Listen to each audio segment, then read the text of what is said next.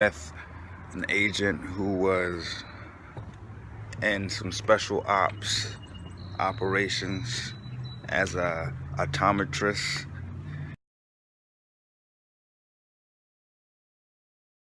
and he has a good story to tell. I'm going to be showing a clip on what he has to say. It's really interesting. Emery Smith, you gotta look him up. He's talking about disclosure, alien disclosure, and he's saying that it's coming soon.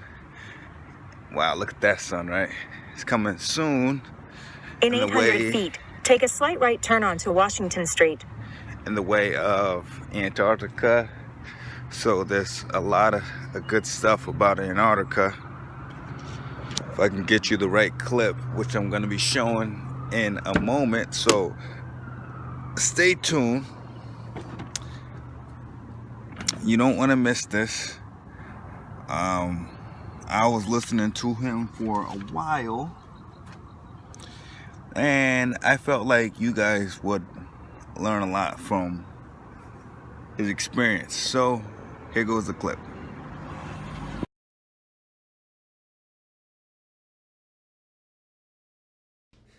Hi, my name's Emery Smith. I'm 46 years old. I was in the United States Air Force for 5.5 years, active duty, and reserve for 2 years and inactive for another 2 years. And in and out of different types of projects as a civilian after that, because of my clearance and because of the job I held with them and other corporations that were funded by the government. I joined the military when I was 18 years old. I was in auxiliary of the Air Force when I was 13, and also was in Army ROTC before that. I was in the military for about 5.5 years active duty. I did another 2.5 years of reserve, and then another 2 years of inactive. And that's kind of how I got started with the United States Air Force, and also these compartmentalized projects, moonlighting in the evenings while being active duty and working for these underground labs that were owned by major corporations that were renting and leasing places on the base to do this type of work. And a lot of these were, of course, underground facilities. It was mostly tissue specimen examination and dissecting and taking parts of specimens. And I've done over 3,000 different specimens, not whole bodies, but just different parts of body tissues and whatnot to send for testing. They were testing everything. I wasn't really allowed to, in the early years, know anything about what I was dissecting. All I know is I had to go in there, take this part of this tissue, or dissect this nerve, or take this blood sample from this this specimen, and then send it away for testing. The technology I witnessed in the programs that were suppressive, that were suppressed still to this day, are things like anti-gravity, zero-point energy, a lot of 3D holographic imaging. Of course, there's a lot of devices that were reverse engineered by these corporations from government-retrieved downcraft and extraterrestrial DNA, along with hybrid DNA from these specimens that they use to make pharmaceuticals and to make cures with, and things like that. So there's always a positive and negative. They might make a gun with one thing, but the same device is used to kill cancer, on a different wavelength, but the same technology. So these things are all suppressed. So we don't have to live like we do now. We could actually have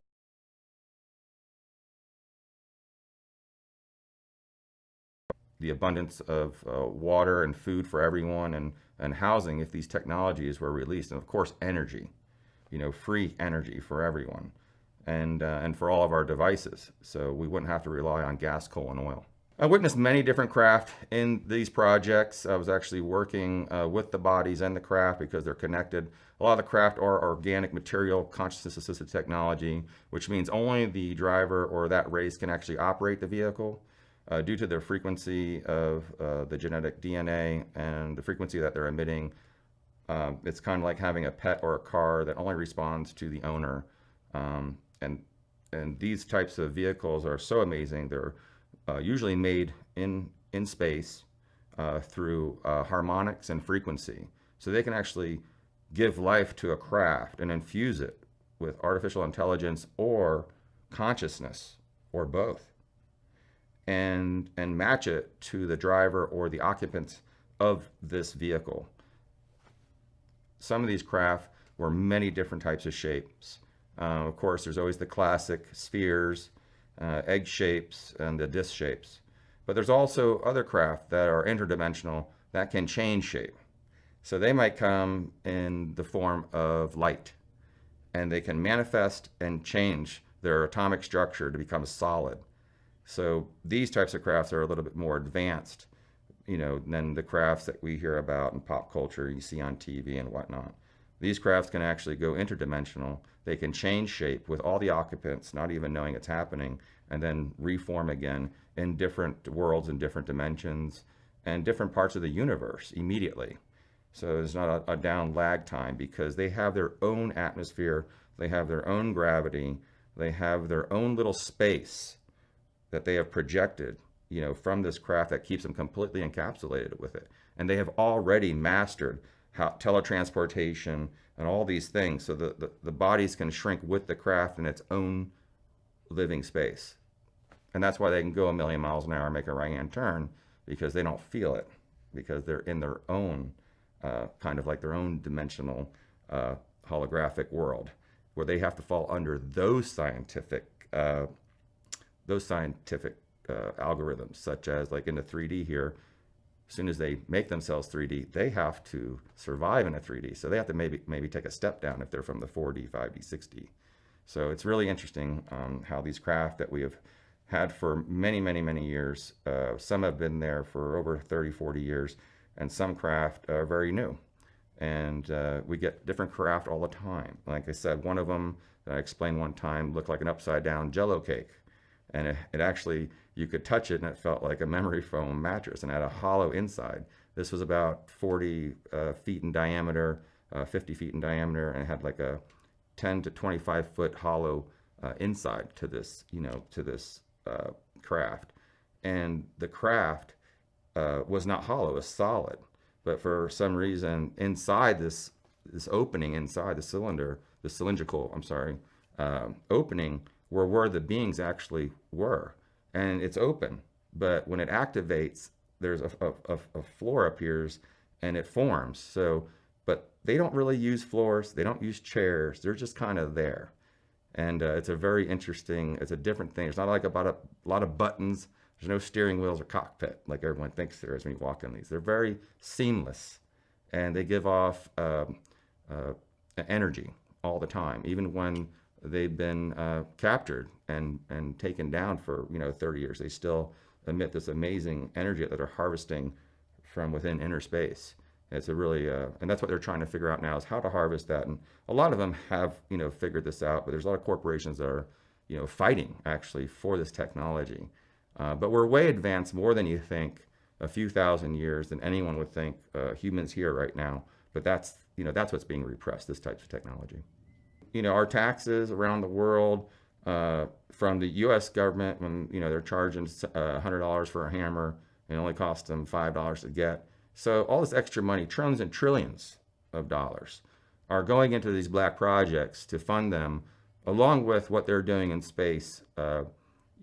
As far as working with other humans and extraterrestrials, with trading and whatnot. And I'm not familiar exactly what they're trading, but there is something going on with that.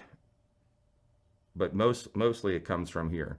Extraterrestrials, don't really care about gold or money or cash. So kind of like when you're working in the government and these projects and the military, everything's done by favors, and it is kind of a favor thing, or an even exchange of something for something.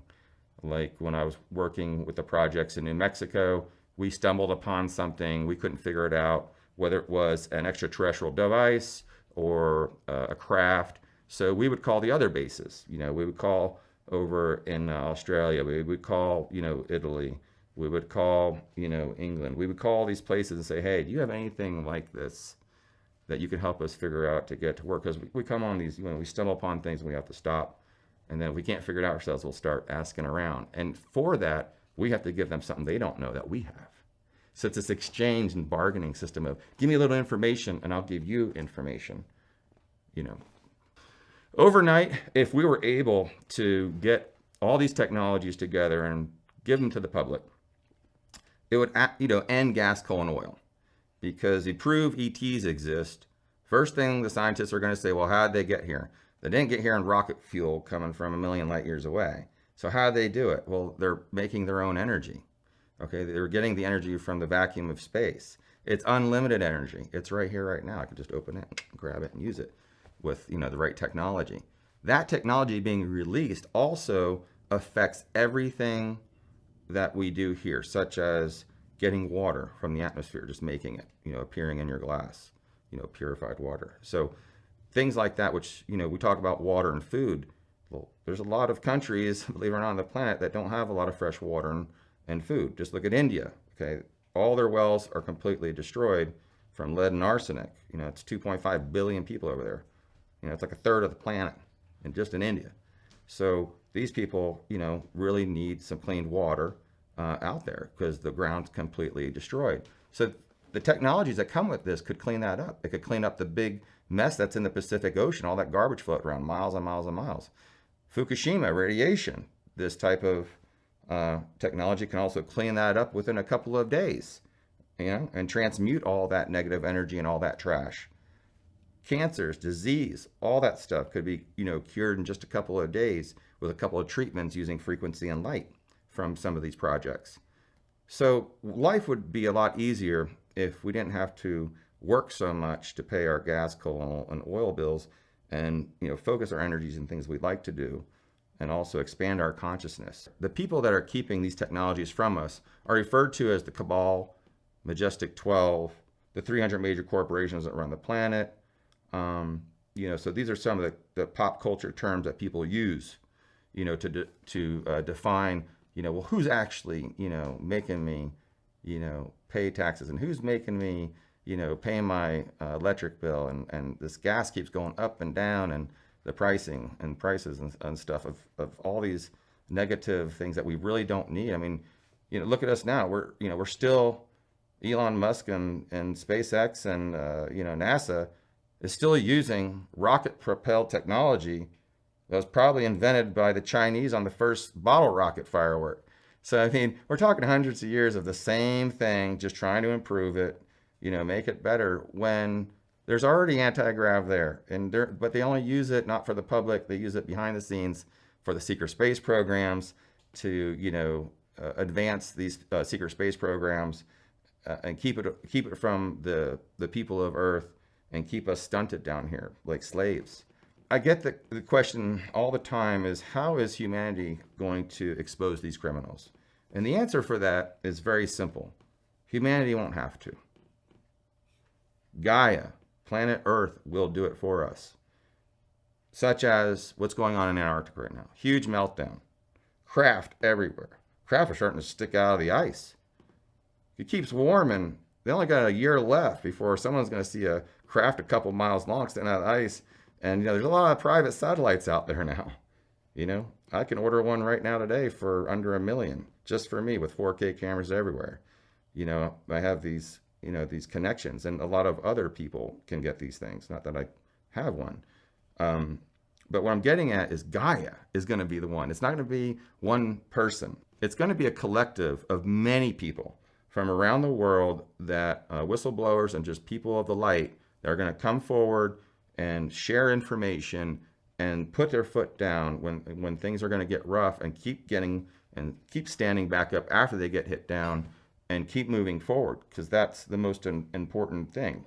And that's how everyone becomes a hero, when people speak out and support people that are speaking out for the world. And once this polar cap melts on both sides a little bit more, and all these civilizations start showing up out of nowhere, the government's going to have to, and the religious community is going to have to answer to these new findings. They're going to have to answer to the stuff that they found underneath the ice in Antarctica. They're going to have to answer to the city that they found under the Giza pyramids. they're going to have to answer to all these amazing things, Atlantis, off the coast of Cuba.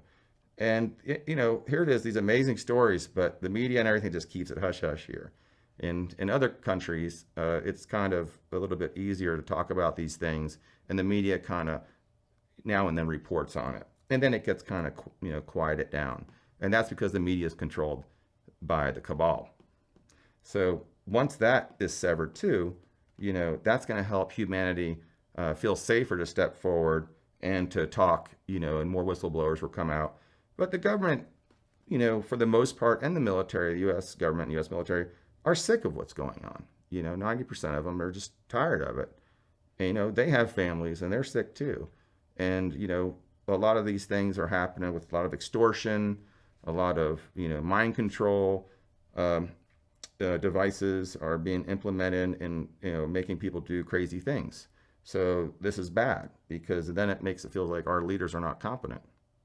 So there's a lot of this going on right now to manipulate us as the normal people down here, separated from political and corporations.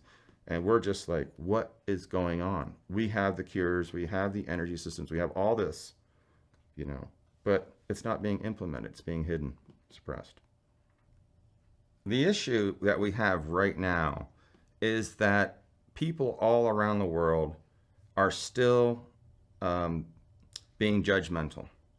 They're not being open-minded enough to say, and some of them can't help it. It's not their fault. Maybe some are getting mind controlled too. But we can't be sitting here, on YouTube, filming, 13-year-olds chopping military soldiers' heads off and celebrating that, because that's a really kind of a low vibe consciousness. So until we learn to grow up, be more mature, and make the right decisions, everyone, including myself, that we have to, at that time, then look at it from a conscious perspective as a civilized, opinion or perspective, and say, okay, we're not being like we were, 10, 20, 30 years ago. We're not fighting anymore. We're not chopping each other's heads off. We're not fighting for gas, coal, and oil, And once people come together, and it might take some horrible natural disaster, as President Ronald Reagan once said, how funny it would be if we were attacked by an outside extraterrestrial threat, that all of our indifferences here on the planet would just fade away because we'd all have to work together against a common threat. I mean, the president said that. So here we are thinking, well, there might be a natural disaster that wipes out half of the, human beings on the planet, or there might be, Gaia might reach out and have a major earthquake and strike back because we're not treating her very well. We have factions and the cabal that has scalar infotmetry that can create huge hurricanes, earthquakes, tidal waves, and whatnot. So you have all these factors here against us. But long as every one person makes a change, for the better, and we start respecting each other, and we don't judge each other based on, our race or gender and religion, that things are going to get a lot better. But until we learn to get along here, the farthest we're going to get with this is just a ride in SpaceX's little first-class shuttle around the planet. So I wouldn't be thinking there's any moon trips anytime soon to go to the Hilton there on the moon yet. I've had many memorable extraterrestrial experiences, too many to count. And there are a few that did stick out, that stuck out in my memories that stay with me for a long time. And one of them was a visitation from some tall whites in a craft. And it was one of the first times I was actually physically next to these beings and was able to communicate telepathically and get downloaded a lot of information that was needed for me to disembark on this journey, which helped me tremendously. As far as the projects, it was always fascinating every year as you get higher security clearances to also see technologies and extraterrestrials working with humans that were actually was against their will at one time, and then seeing them, becoming a family and being happy that they're helping us because they feel really sad for us. So I think some of the things of working hand in hand with extraterrestrials in these underground laboratories and whatnot, and being part of these projects, and seeing that, wow, they're kind of just like us. They're just a little bit more civilized and mature.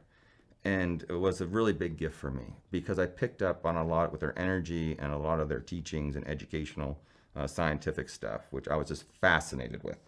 And it was very addictive for me to go to work because I just wanted to know more and more. And where's this going? And why doesn't anyone know about this? And, it was later on that I figured, man, if this stuff got out,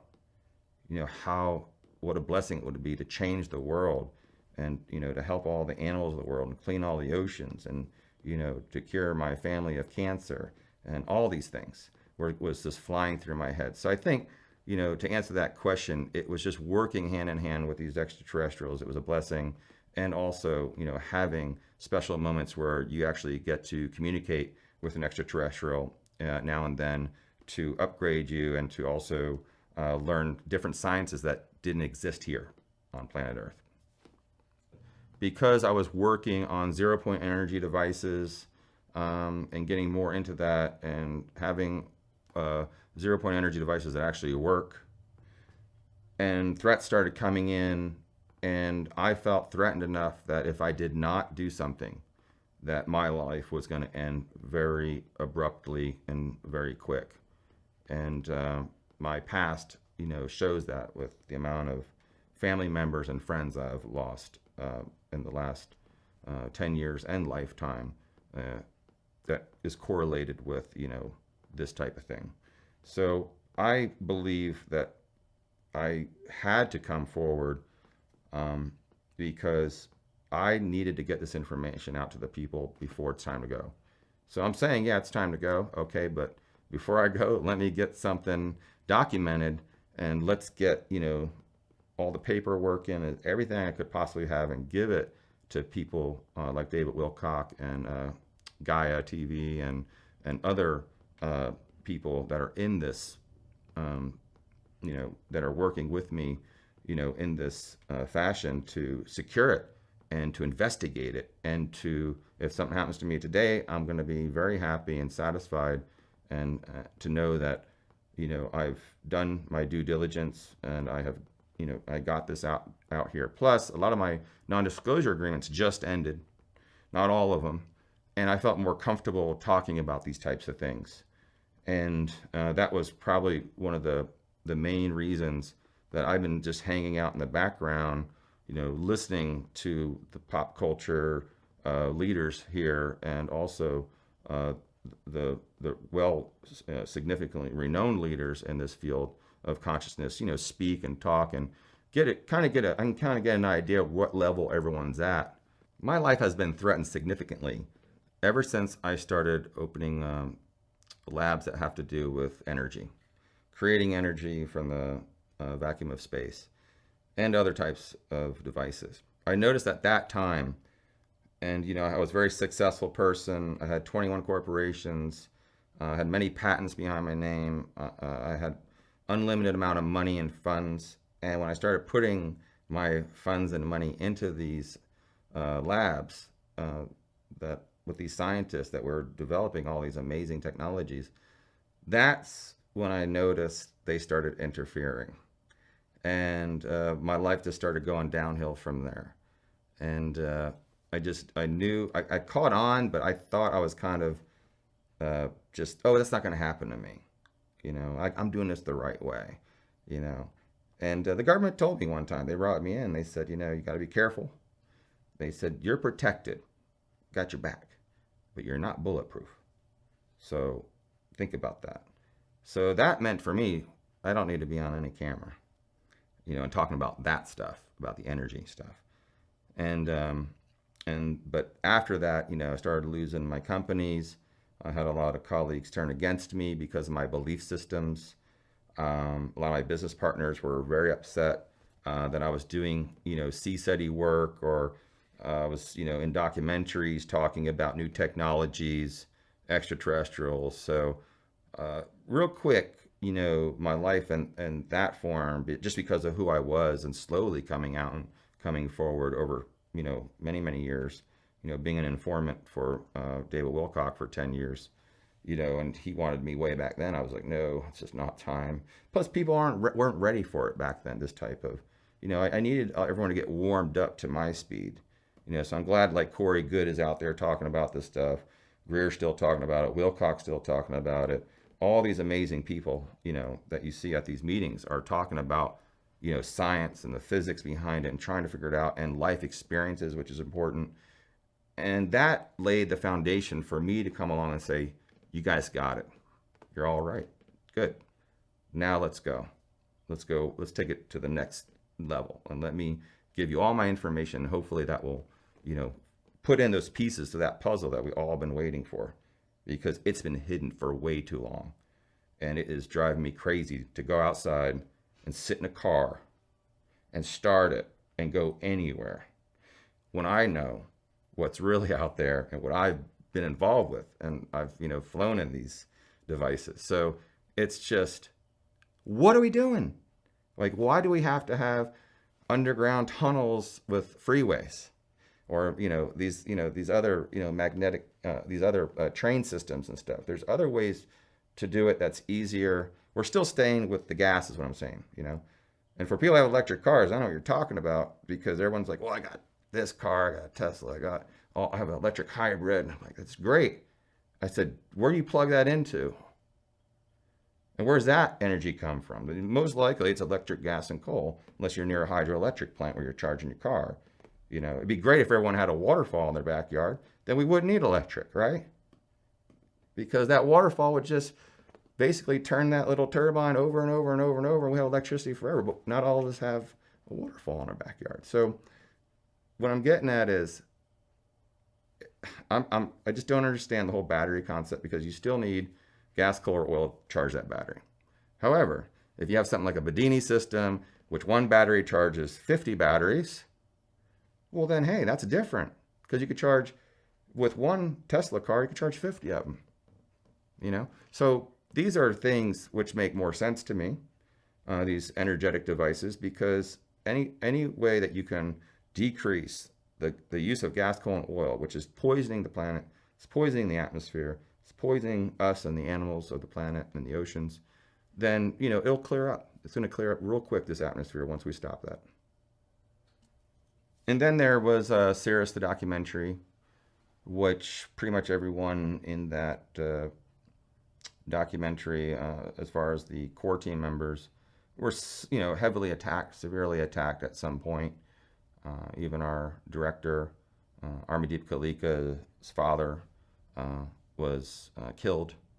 And I know it's all speculation of, why and who, but we had a very deep conversation with him before he took this contract job, and said, this is a very sensitive thing. So many changes will happen to you, and some might not be good. And sure enough, they blamed it on some white supremacist faction, but I can assure you it wasn't. It was a direct attack on his family so he would leave the Cirrus movie, which he didn't. So thank goodness for that, because we wouldn't have a movie by then.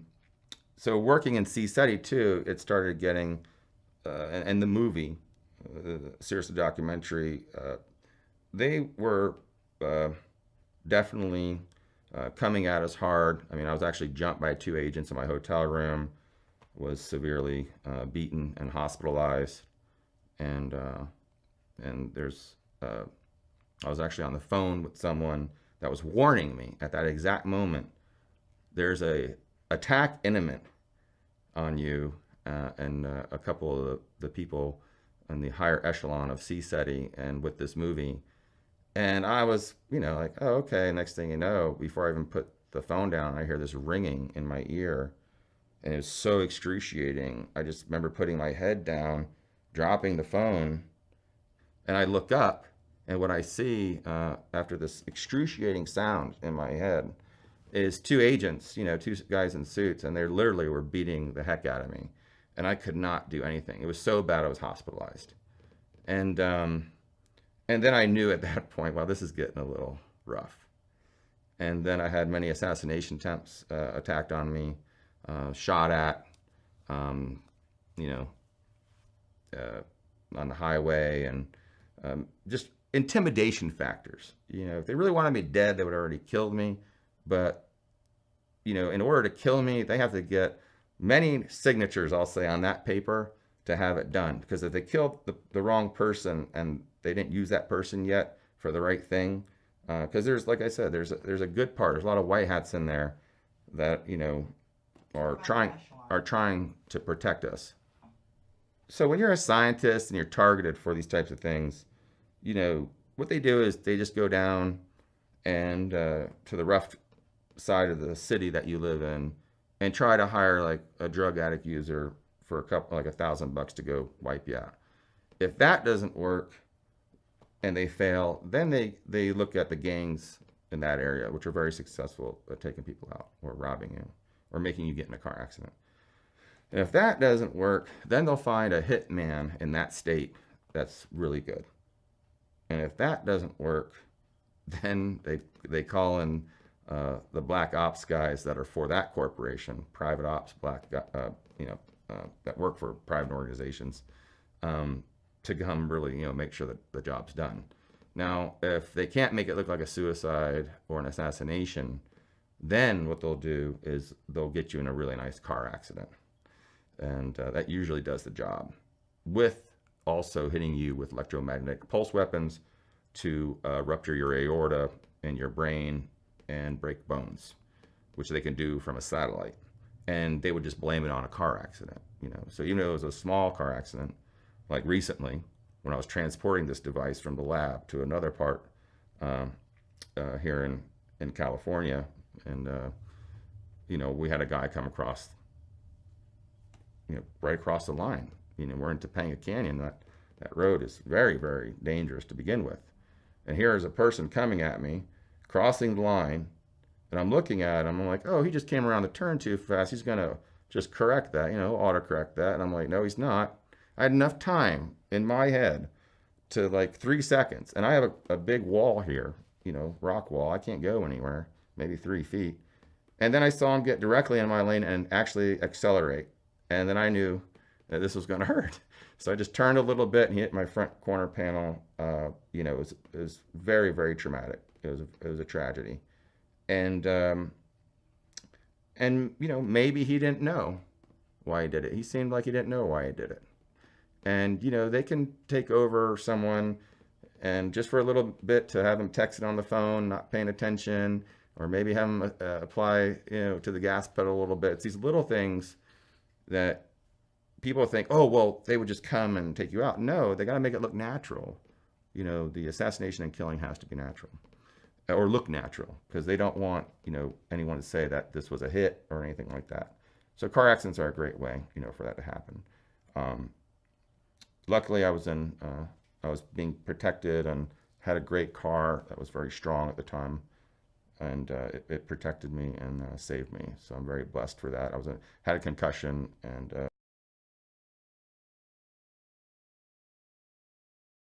for a couple of months, but you know, couldn't really do much. But I bounced back and everything was fine.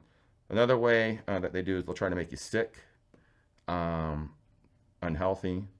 So you really have to be always healthy. You know, you can't be messing around putting really bad chemicals in your body, because that gives them an opportunity to take advantage of you. You know, you lower your field by putting bad things in your body, then they can just walk in and make you go do something really stupid. You know, lay on some train tracks and you'll just get run over. So you have to be, you know, really aware. And I got to the point where it was just too much. I had 3 different people following me, surveillancing me, 3 different organizations, and it was just getting old, all because of, you know, they didn't want me to come out about Big Pharma. They didn't want me to come out about extraterrestrials. They didn't want me to come out about technology, because a lot of people out there that are coming forward, there's not too much background to them. You know, me, you know, I'm well established. I have all my government papers, all my military papers. You know, everyone knows I'm credentialed to the max, overqualified for a lot of these facilities, which I recently, a few years ago, was going back and forth, reapplying to see, you know, what was going on with that. So, you know, I think me coming forward is going to bring a lot of really wonderfully educated, very well respected doctors and military personnel out. And that's another reason I came forward, is to initiate that and to show people, hey, you know, it's not as bad as it seems, but it's all the way you look at it and how far you want to go with it. And a lot of the people that I know are already in their 70s and 80s, you know, the people I worked with and worked under, and they're coming forward. So, you know, this is a new thing. I haven't said on film yet. So we have multiple whistleblowers now that I've worked with that do want to come forward now since I came forward. And they, you know, are making special arrangements right now for their life and for their family, because that's how serious it is. They're actually preparing certain ways they're going to live and, you know, how they're going to protect themselves just in case someone doesn't approve of them coming out. But the thing is, they're having the integrity and the love to come forward like I have and just give it to the people. And I thought the people weren't really going to be ready, you know, for this. But since they've been prepped, you know, all the way up into this with all these fascinating speakers, like Wilcock and Good, that they're ready. And I can't believe, you know, when I look at my Facebook, all the responses and all the questions are so intelligent. It's fantastic to know that people are really doing their due diligence and listening to what I say and researching it and finding out, wow, there's definitely something to this, you know, and it's going to get better because I have a plethora of information. As long as I'm breathing, I can, you know, keep sharing with everyone. And that's what I'm going to do. That was a video of Emery Smith. I hope you guys enjoyed that. If you did, or if you did not, please subscribe, because we have a lot of paranormal health hacks and other good things that will be good for your life. So thumbs up, thumbs down, leave a comment, and subscribe. Thompson TV. Thank you.